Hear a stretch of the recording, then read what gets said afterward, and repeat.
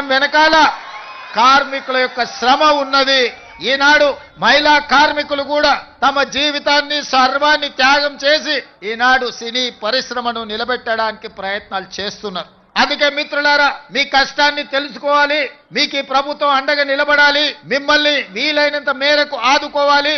తద్వారా తెలుగు పరిశ్రమ ఈనాడు టాలీవుడ్ గా కాదు, హాలీవుడ్ నుంచి కూడా ఇక్కడికి వచ్చి షూటింగ్లు జరగాలి. ఈ హైదరాబాద్ నగరం ప్రపంచ సినీ పరిశ్రమకు ఒక వేదిక కావాలన్నదే నా ఆలోచన.